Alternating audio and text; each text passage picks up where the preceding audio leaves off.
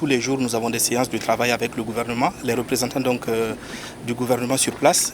Nous allons au travers des progrès réalisés la veille, tout ce que nous avons pu entreprendre comme travaux et ce que nous comptons faire.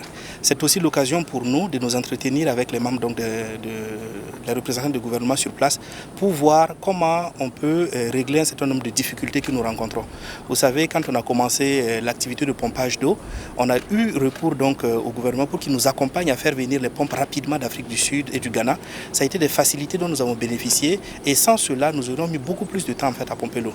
Donc nous saisissons chaque opportunité pour poser les difficultés que nous rencontrons et avec l'accompagnement que nous recevons des autorités, ça nous permet effectivement d'être plus efficaces dans le travail de pompage que nous faisons. Nous intervenons dans un milieu où, je dirais, c'est en mine souterraine, à une profondeur à la verticale qui est environ entre 500 et 700 mètres. Et par rapport à la descenderie, il faut estimer ça entre 3 km et 5 km. Donc ce n'est pas un espace ouvert où les choses peuvent se passer comme d'ordinaire. Alors ça veut dire que le système de pompage que nous mettons, il doit être efficace. Et pour pouvoir y arriver, il faut que ce soit aussi des pompes fiables. Donc les difficultés que nous avons rencontrées, c'était de pouvoir changer les pompes diesel que nous avons et implanter des pompes électriques qui sont beaucoup plus fiables, qui n'ont pas besoin d'être arrêtées pour être ravitaillées en carburant. Et ça nous fait gagner en temps et ça nous permet effectivement de pomper l'eau plus rapidement. Depuis le 16 avril, nous travaillons 24 heures sur 24. Nous avons bénéficié de l'aide des sapeurs-pompiers. Nous avons bénéficié du secours du génie militaire. Nous avons les sociétés minières qui nous ont apporté leur contribution en nous envoyant du matériel, en nous envoyant des hommes, en nous envoyant effectivement tous les moyens nécessaires pour nous appuyer.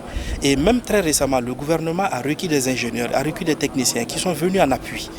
Tout ce travail est fait pour qu'on aille plus vite dans le système de pompage, afin d'apporter secours à nos collègues. Nous avons conscience de la difficulté, de la charge émotionnelle que ce moment a pour tout le personnel, pour les collègues que nous sommes, pour les familles de nos collègues et pour la population tout entière.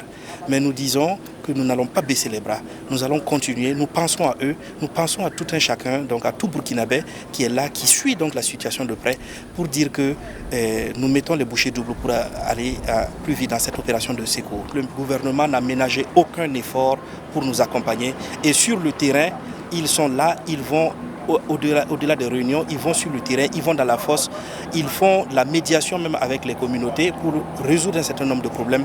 Nous pensons que seuls nous n'aurions pas pu faire cela et leur intervention est à saluer